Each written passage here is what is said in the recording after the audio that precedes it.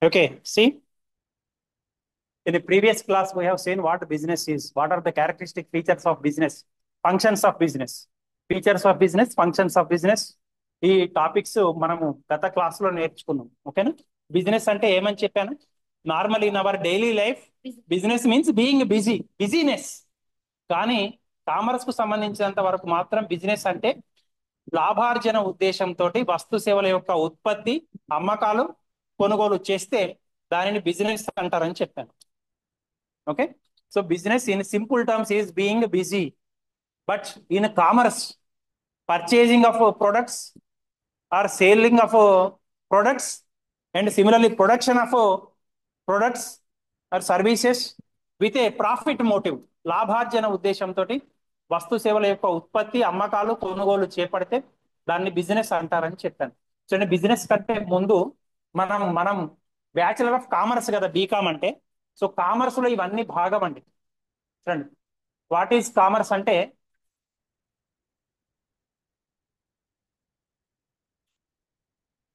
Trade AIDS to trade, ఇవి commerce లో భాగం. కామర్స్ అంటే అమ్మకాలు, ఉత్పత్తి ఉండదండి. కామర్స్ అంటే please remember, production is not part of commerce, production is part of industry. మనకి ఇక్కడ షుగర్ ఇండస్ట్రీ ఉంది కదా మీకు, మీ మనం ఇక్కడ నేలకొండపల్లి నుంచి ఒక 10 కిలోమీటర్ల లోపలనే మీకు షుగర్ ఇండస్ట్రీ కనబడుతుంది. అక్కడ షుగర్ అనేది ఉత్పత్తి అవుతుంది చెరకు నుంచి. ఓకే, షుగర్ కేన్ నుంచి షుగర్, బెల్లము, jaggery you are going to produce. So ఆ ప్రొడక్షన్ అనేది it is part of industry, ఇండస్ట్రీలో పార్ట్ అండి. ఆ వస్తువు ఉత్పత్తి అయిన తర్వాత దాన్ని ట్రాన్స్ఫర్ చేసేది commerce. Did you understand? See, totally all these activities, industry and commerce, are part of business activities. Business involves production as well as purchasing and selling. Selling, purchasing ఉత్తగా కావండి. చూడండి, ఇప్పుడు నేను ఇక్కడ ఉండి ఈ రోజు నేను లంచ్ బాక్స్ తెచ్చుకోలేదు అనుకోండి, మన దగ్గర జొమాటో కానీ ఏమైనా ఇక్కడ నడుస్తున్నాయండి, ఇక్కడ ఉండవు కదా. ఖమ్మం లాంటి ప్రదేశంలో అయితే నేను జొమాటో కానీ స్విగ్గీ కానీ ఏమైనా ఆర్డర్ చేసుకుంటా. అదే నాకు ఈ సెల్ ఫోన్ నచ్చలేదండి, ఈ అమ్మాయి చేతిలో ఒక సెల్ ఫోన్ ఉందనుకుంది, అది నచ్చింది, నా దగ్గర డబ్బులు ఉన్నాయి, నేను వెంటనే అమెజాన్ లో ఎంత అవుతుందో ఆర్డర్ చూసుకొని పెట్టేసుకుంటాను కదా. అండ్ ఇక్కడ అమ్మకము, కొనుగోలుకి ఇంకా కొన్ని సహాయాలు అవసరం అవుతాయండి. అవి వాటిని ఏమంటామంటే ఎయిడ్స్ టు ట్రేడ్ అంటాం. అంతేగాని ఎయిడ్స్ అనేది ఇక్కడ మన క్లాసులో వ్యాధి అని కాదు, ఎయిడ్స్ వ్యాధి అని కాదు. Okay, AIDS is not a disease, AIDS means help, trade చేయడం కోసం. ట్రేడ్ అంటే సెల్లింగ్ అండ్ పర్చేసింగ్, దానికి సహాయం చేసే వాటిని ఎయిడ్స్ టు ట్రేడ్ అంటాం. సో కామర్స్ లో ట్రేడ్ అనేది ఉంటుంది. Trade means simply purchasing and selling. AIDS to trade involve some other activities, అవి ఏంటో అనేది చూద్దాం. ఓకే, సరే, ఇక్కడ ఈ రెండింటిని కలిపి బిజినెస్ అంటాం. ఇండస్ట్రీని, కామర్స్ ని కలిపి బిజినెస్ అంటాం. ఇండస్ట్రీ అంటే పరిశ్రమ, means production. Commerce means selling and purchasing and helping those selling and purchasing activities. Help చేయడం, అమ్మకాలు, కొనుగోలుకు సహాయం చేయడం, అమ్మకాలు, కొనుగోలు చేయటం అనేది కామర్స్ కు సంబంధించి. ఇవి రెండు కూడా these two are part and parcel of business activities. ఇక ఇండస్ట్రీలో రకరకాల ఇండస్ట్రీస్ ఉన్నాయండి. ఈ 5 రకాల ప్రధానమైన ఇండస్ట్రీస్ ఉన్నాయి. 5 kinds of industries are there. The first one is genetic industry. What is genetic industry? మనము చూడండి, కొందరికి చిన్నప్పుడే, పుట్టినప్పుడే మన బంధువులలో కానివ్వండి, మనకు తెలిసిన వారి ఇళ్లలో కానివ్వండి, ఆ, పిల్లలకు గుండెలో రంధ్రం తోటి పుట్టడం అలాంటివి గమనించారు. పుట్టడం తోటి అట్లనే ఆ బాగా లావు పుట్టడం, లేదా ఏదైనా ఒక వ్యాధితోటి పుట్టడం. దానికి కారణం ఏమిటి అంటే ఏమంటారంటే జెనెటిక్ రీజన్స్ అంటాం. అంటే తాత ముత్తాతల నుంచి ఏదైనా వ్యాధి ఉన్నది అనుకోండి, అది అట్లనే ట్రాన్స్ఫర్ అవుతుంది. It will transfer some times, not always, some times.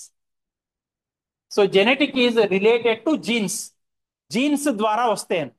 ఆ విధమైన ఇండస్ట్రీస్ ని జెనెటిక్ ఇండస్ట్రీస్ అంటారు. అంటే ఫర్ ఎగ్జాంపుల్, ఏవి ఎగ్జాంపుల్స్ ఏమిటి దీనికి అంటే, కోళ్ళ ఫామ్ ఉంటాయి, కోళ్ళ ఫామ్స్ ఉంటాయి. మీ మీ రకరకాల చాలా ఊళ్ళల్లో ఉంటాయండి కోళ్ళ ఫామ్స్ కావచ్చు. మరి మేకలు, అట్లనే గొర్రెలు, ఆవులు, బర్రెలు, వాటిని పెంచడం, వాటిని అభివృద్ధి చేయటం, అవి పెరిగిన తర్వాత అమ్ముకోవటం. ఇప్పుడు కోళ్ళ లాంటివి అయితే గుడ్లు అమ్ముతారు. ఓకేనా, పౌల్ట్రీ ఫార్మ్స్ నుంచి దే విల్ సెల్ ఎగ్స్. అట్లానే కొత్త పెద్ద పెరిగినాక కోళ్ళను అమ్మటం అనేది జరుగుతుంది. So those industries are known as genetic industries. So genetic industries are related to reproduction of animals and plants. అంటే ప్లాంట్స్ ఈ కాలంలో వర్షాకాలంలో మీకు ఇక్కడ గోడ పక్కన గోతులు తవ్వి ఉంచారు, చూసారా మీరు? దేనికోసం అండి? మొక్కలు నాటుతారు, హరితహారం. ఈ వారంలో మన ఖమ్మం డిస్ట్రిక్ట్ కలెక్టర్ గారు మన కాలేజీకి వస్తారండి మొక్కలు నాటడానికి, హరితహారం ప్రోగ్రామ్ కింద. ఓకేనా? So that is also part and part of genetic industry. అంటే మొక్కలను కావచ్చు, జంతువులను కావచ్చు, వాటిని తిరిగి ఉత్పత్తి చేసే విధంగా చేసి ఆ అమ్మి ఆ లాభాన్ని పంచుకునే ఉద్దేశంతో ఏర్పాటైన సంస్థను జెనెటిక్ ఇండస్ట్రీ అంటాం. Did you understand? Genetic industry is related to reproduction of plants and animals. And after production is over, after reproduction is over, they are going to sell them for profit. So ఆ విధమైన లాభార్జన ఉద్దేశంతో వృక్షాలు, జంతువులను పెంచి వాటి ద్వారా పునరుత్పత్తి చేయించి ఆ వాటిని అమ్ముకొని వాటి ద్వారా వచ్చిన లాభాన్ని సంపాదించే ఉద్దేశంతో సంస్థను స్థాపిస్తే దాన్ని జెనెటిక్ ఇండస్ట్రీ అంటారు. So second kind of industry is extractive industry. Extract అంటే ఏమిటండి? What is extract? Extract means to get, to obtain. చూడండి, మనము సింగరేణి ఏరియాలో మీరు సత్తుపల్లి పోయినా లేకపోతే కొత్తగూడెం పోయినా కానీ మనకు బొగ్గు భూమి నుంచి తీస్తున్నారా? సముద్రంలోనైతే ఏం తీస్తారంటే ఉప్పు తీస్తారు కదా. మనం రోజు కూరగాయలలో వంటలో వేసుకునే ఉప్పు తీస్తాం కదా. సో ఆ విధంగా భూమి నుంచి కానివ్వండి, సముద్రం నుంచి కానివ్వండి, మనకు అవసరమైన దాన్ని పదార్థాన్ని తీసి దాన్ని శుద్ధి చేసి you are going to process it and you are going to sell it. So those kind of industries are known as extractive industries. Extractive industries are related to obtaining various resources from beneath the earth. Beneath the earth అంటే ఆ భూమి కింద పొరలలోంచి తీసి, అది బొగ్గు కావచ్చు, it may be coal, it may be మనం వేసుకునే బంగారం కావచ్చు, లేకపోతే వెండి వస్తువులు కావచ్చు, లేదా ఉప్పు కావచ్చు, లేదా సముద్ర ఇసుకలో ఉండే పెట్రోలియం ప్రొడక్ట్స్ కావచ్చు. అట్లాంటి వాటిని వెతికి తీసి వాటిని అమ్మడం ద్వారా వచ్చిన లాభాన్ని ఆర్జించే ఉద్దేశంతో సంస్థను స్థాపిస్తే those industries are known as extractive industries. Extract means to obtain, to bring.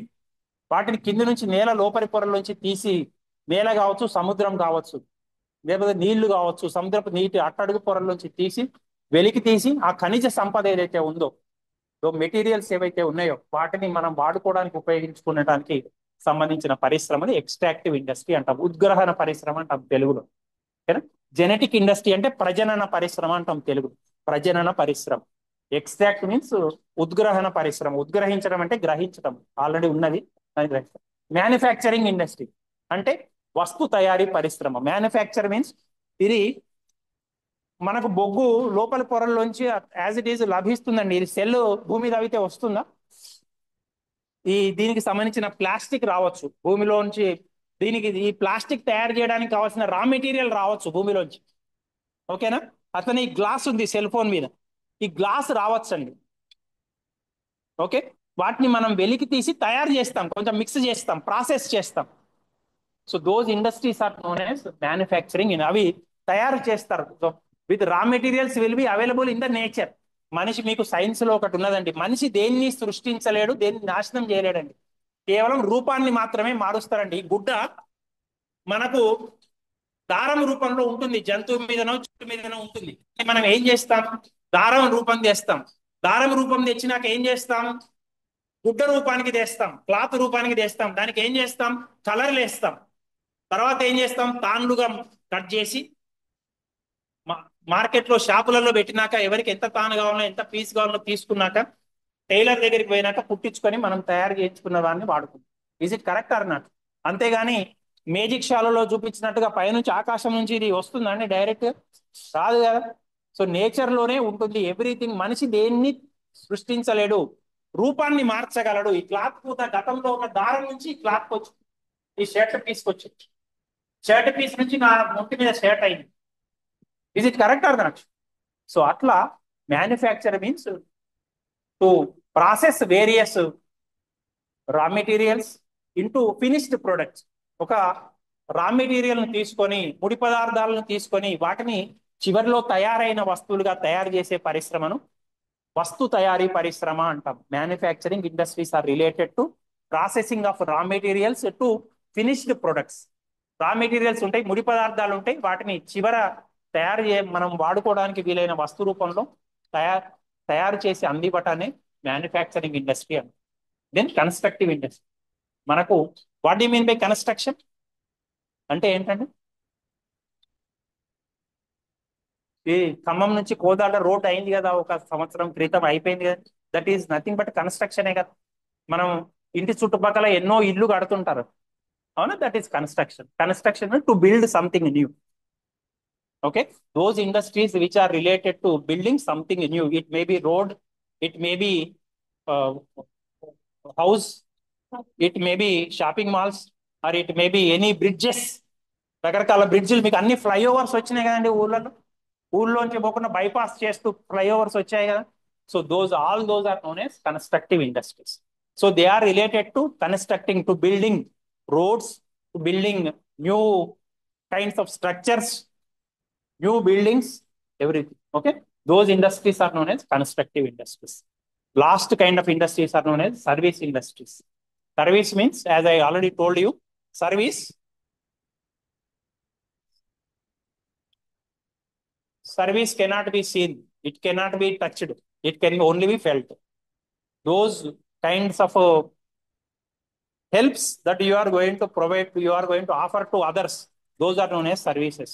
అది వ్యక్తి చూడడానికి కానీ ముట్టుకోవడానికి కానీ వీలు పడవు, కేవలం మనిషి మనసుతోటి ఆస్వాదించవలసిందే. సో అటువంటి సేవలను అందించే పరిశ్రమలను సేవా పరిశ్రమలు అంటారు. ఇట్లా కంటికి కనిపించకుండా మనిషికి తన యొక్క అవసరాన్ని తీర్చే వస్తువులను, అవసరాన్ని తీర్చే వాటిని మనం సేవలు అనటం జరుగుతుంది.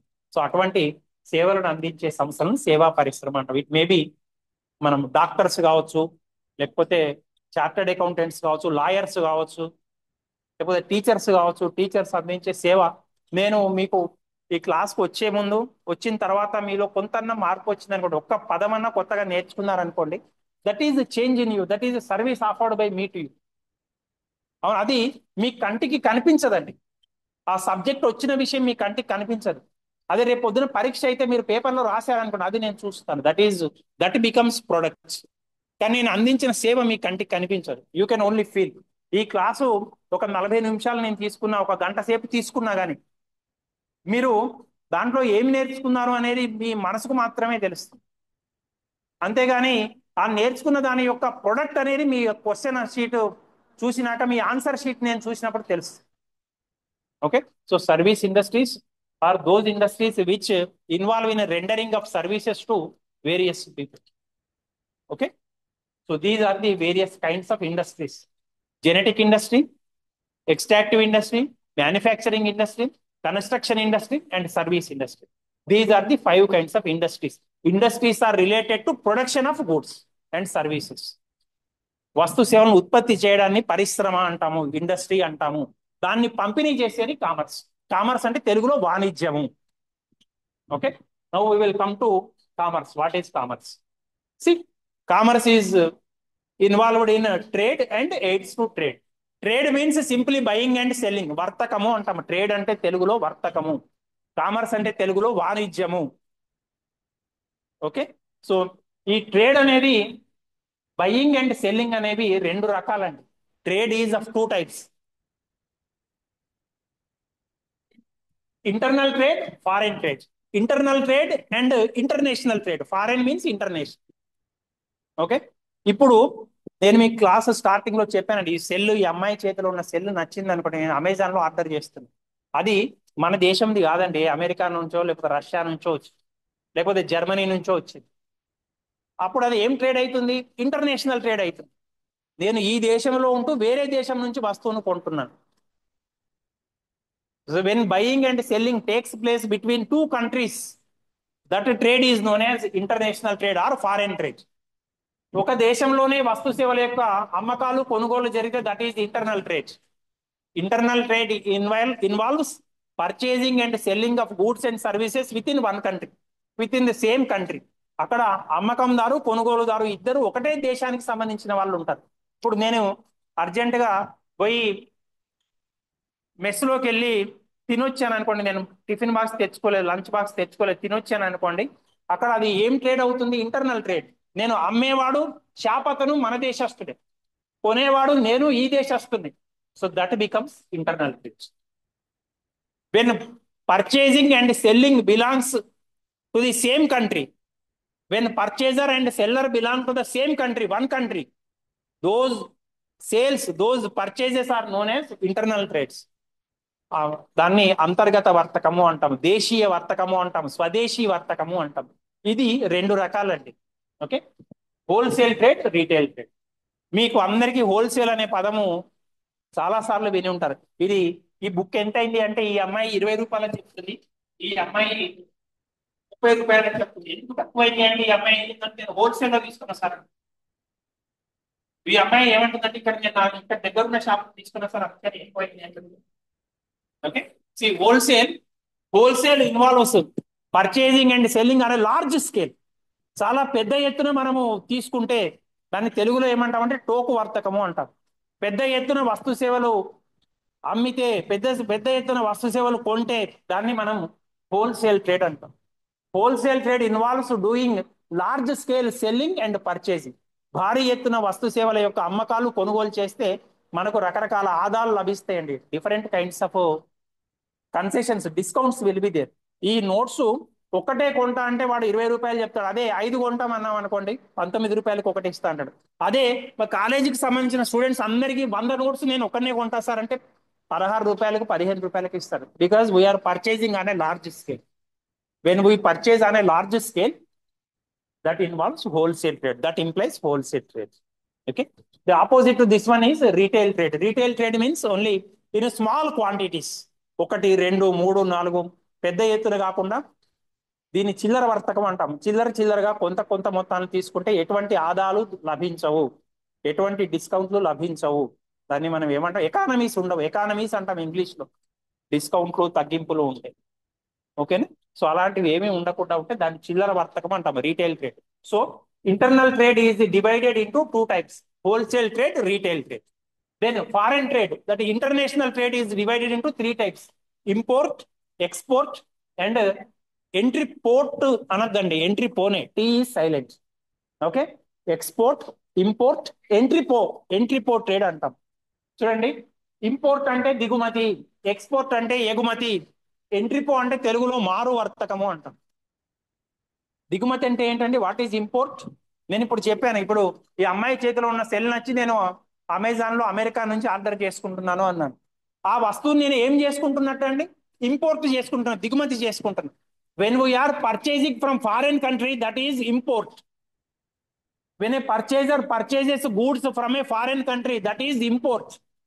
అది ఆ దేశం వాళ్ళకి ఏమైతుందండి? It will become export. వేరే దేశం వాళ్ళకి ఏదైనా అమ్మితే దానిని మనము ఎగుమతి అంటాం, ఎగుమతి వర్తకం అంటాం. Selling to another country involves export trade. Import means purchasing from other country, export means selling to other country. Entry port trade means, చూడండి, పాకిస్తాన్ లో ఉన్న ఒక వ్యక్తికి మన దేశంలో ఉన్న ఒక వస్తువు నచ్చిందండి, చాలా నచ్చింది. కానీ వాళ్లకు మనకు యుద్ధం అవుతున్నది. మనల్ని అడిగితే మనం డైరెక్ట్ గా అమ్మము. మీ దేశం వాళ్ళకి నేనేమి అమ్మదలుచుకోలేదు, మీ కర్మ మీరు అనుభవించండి అని మనం అన్నాం అనుకోండి. వాడు చాలా తెలివిగా ఏం చేస్తాడంటే, వాడికి శ్రీలంకలో ఒక ఫ్రెండ్ ఉన్నాడు, పాకిస్తాన్ వాడు. వాడు ఏం చేస్తాడు? అరే, నువ్వు ఇండియా నుంచి కొని నాకు అమ్మేసేరా అంటాడు. అర్థమైందండి? అంటే దీన్ని మారు వర్తకము అంటాం. అంటే ఏం చేస్తారంటే, ఒక దేశం నుంచి కొని అదే వస్తువుని ఇంకొక దేశానికి అమ్ముతాం. మారు బేరం అంటాం, మారు వర్తకం అంటాం. మనం నిజ జీవితంలో మారు బేరం చూస్తుంటాం. ఇప్పుడు మన ఇంటి ముందుకు వచ్చే కూరగాయల వాళ్ళు ఉన్నారనుకోండి, మీ పొలంలో పండినాయా లేకపోతే కొని అమ్ముతున్నాం అంటే, మారు బేరమే అమ్మని, నేను కొని అమ్ముతున్నా అంటారు. అంటే వాళ్ళ సొంతం కాదు, వేరే దగ్గర నుంచి కొని వాళ్ళు అమ్ముతున్నారు. అట్లనే ఎంట్రీపో ట్రేడ్ అంటే, ఒక దేశం నుంచి కొంటారు అవే వస్తువుల్ని కొంత మార్చో లేకపోతే సేమ్ అదే విధంగానో ఇంకొక దేశానికి అమ్మితే, ఇంకొక దేశానికి పంపిస్తే దాన్ని మారు వర్తకము అంటాం. So entrepot trade involves importing goods from one country and exporting the goods to another country. ఒక వస్తువు నుంచి, ఒక దేశం నుంచి దిగుమతి చేసుకొని అదే వస్తువును కొంత మార్చి కానీ అదే రీతిలో కానీ వేరే దేశానికి అమ్మితే వేరే దేశానికి ఎగుమతి చేస్తే ఆ వస్తువులను, అటువంటి వర్తకాన్ని మారు వర్తకము అంటాం, ఎంట్రీపో ట్రేడ్ అంటాం. Okay, so entrepot trade involves importing goods from one country and the same goods are exported to another country. So those kinds of trades are known as entrepot trades. అర్థమైందండి? Types of trade. Trade involves purchasing and selling. వర్తకము అంటే అమ్మకాలు కొనుగోళ్లను వర్తకము అంటాము. ఇది ప్రధానంగా రెండు రకాలు: internal trade, international trade. Internal trade అంటే ఒకటే దేశంలో వర్తకం జరుగుతుంది. When goods are purchased and sold in the same country, when buyer and seller belong to the same country, that trade is known as internal trade. Internal trade is of two types: wholesale trade, retail trade. Wholesale trade means buying and selling on a large scale basis, that trade is known as wholesale trade. Retail trade means buying and selling in small quantities, that trade is known as retail trade. Then international trade or foreign trade is of three types: one is export, another one is import, and the last one is entrepo. So export means selling to another country, import means purchasing from another country, entrepo means purchasing from one country and selling the same goods to another country. Did you understand? అర్థమైందండి? So ఇది వర్తకం అంటే ఇది. వర్తకం ప్రధానంగా రెండు రకాలు: అంతర్గత, అంతర్జాతీయ, లేదా దేశీయ, లేదా స్వదేశీ, విదేశీ. స్వదేశీ వర్తకం రెండు రకాలు: టోకు వర్తకము, చిల్లర వర్తకము. టోకు వర్తకం అంటే భారీ ఎత్తున కొనుగోలు జరిగితే, భారీ ఎత్తున అమ్మకాలు జరిగితే దాన్ని టోకు వర్తకము అంటాం. చిల్లర వర్తకము అంటే చాలా తక్కువ మొత్తాల్లో కొనటము, తక్కువ మొత్తాల్లో అమ్మటము జరిగితే దాన్ని చిల్లర వర్తకము అంటాం. అంతర్జాతీయ వర్తకం మూడు రకాలు: రెండు దేశాల మధ్యన వర్తకం జరిగితే అంతర్జాతీయ వర్తకము అంటాము. Trade between two countries is known as international trade, foreign trade. అది ఇంపోర్ట్ అంటే దిగుమతి చేసుకోవటము, దిగుమతి వర్తకం అంటే వేరే దేశం నుంచి వస్తు సేవలను కొనడము. ఎక్స్పోర్ట్ అంటే ఎగుమతి, వేరే దేశాలకు వస్తు సేవలను అమ్మడము. ఎంట్రీపో అంటే మారు వర్తకము, అంటే ఒక దేశం నుంచి వస్తువును దిగుమతి చేసుకొని అదే వస్తువును వేరొక దేశానికి ఎగుమతి చేసినట్లయితే దాన్ని మారు వర్తకము అంటారు. Did you understand? So these are the two kinds of trades. ఇక ఎయిడ్స్ టు ట్రేడ్ అంటే వర్తకానికి సహాయం చేసేవి ఏమిటి అంటే ఇవి 5 ఉండాలండి compulsory. Without these 5 trade cannot take place. ఈ రోజులలో ఇవి లేకుండా ఇది సాధ్యం కాదండి. అమ్మడం కొనుగోలు అనేది సాధ్యం కాదు. First one is transport. What you mean by transport? Transferring of goods from one place to another place. ఇది ఎక్కడో ముంబైలో తయారైందో గుజరాత్ లో తయారైందో ఈ గుడ్డ నా ఒంటి మీదకి రావడానికి ట్రాన్స్ఫర్ అయింది కదండి అక్కడి నుంచి ఇక్కడికి. Without transfer it is not possible, without transport it is not possible. Okay, అంటే రవాణా సదుపాయాలు ఉండాలి. రవాణా సదుపాయాలు లేకపోతే అమ్మకాలు కొనుగోలు జరగదు. Second one is where housing. మనకు పక్కనే వేర్ హౌజులు ఉన్నాయి. ఏమిటి? గిడ్డంగులు ఉన్నాయి, గోదాం అంటాం, గిడ్డంగి అంటాం. అక్కడ ఏం జరుగుతుందండి? వస్తు సేవను స్టోర్ చేయొచ్చు. ఓకేనా? ఇవి ఫర్ ఎగ్జాంపుల్ వరి ఉన్నది, వరి ధాన్యం ఉన్నది, బియ్యం ఉన్నది. మనము సంవత్సరం పొడుగుతా పండిస్తామండి. సంవత్సరం పొడుగుతా పంట చేతికి వస్తుందా? వరి రాదు. కొన్ని నెలలు మాత్రమే చేతికి వస్తుంది.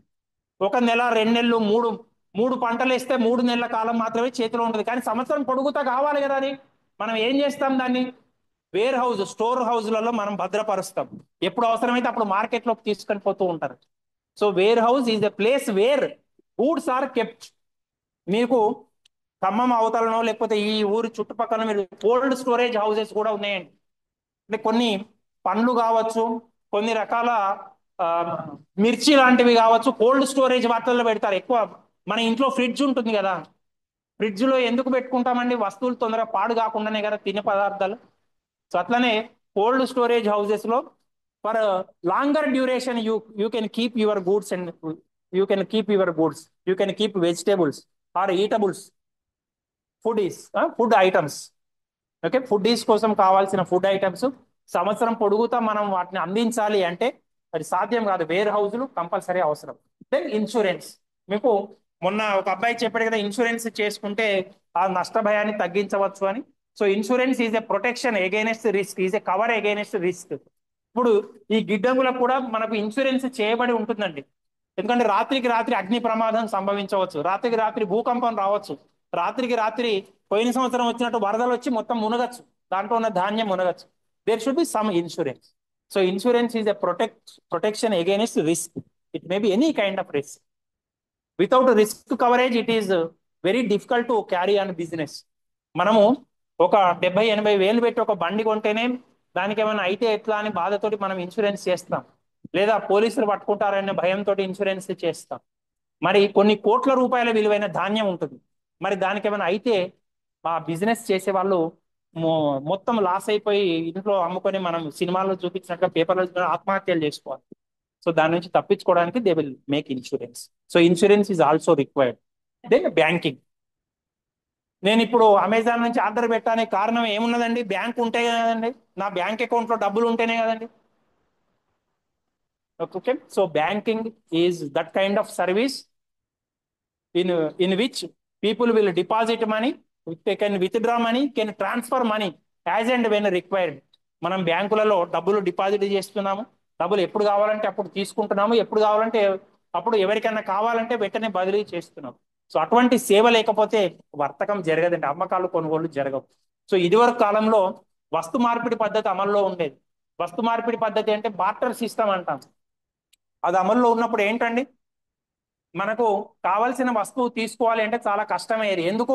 నాకు ఈ గుడ్డ కావాలి, ఈ అమ్మాయికి ఈ నోట్స్ కావాలి, ఆ అమ్మాయికి నోట్స్ కావాలి, నాకు ఈ గుడ్డ కావాలి.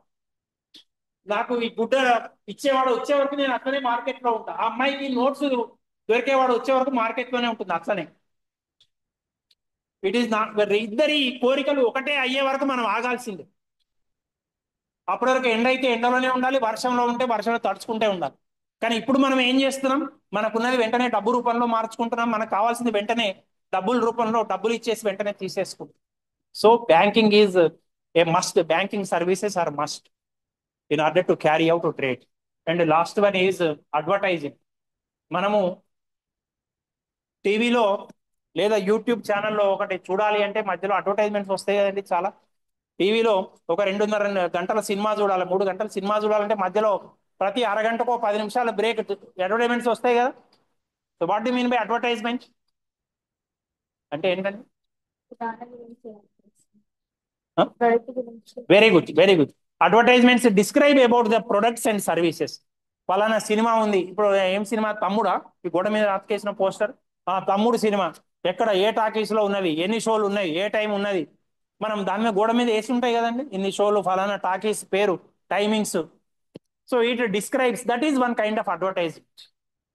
అట్లానే మీరు ఈ బుక్ ఇస్తే చూడండి, ఇది ఇది ఏవది, TSWREIS ఉంది కదండి, తెలంగాణ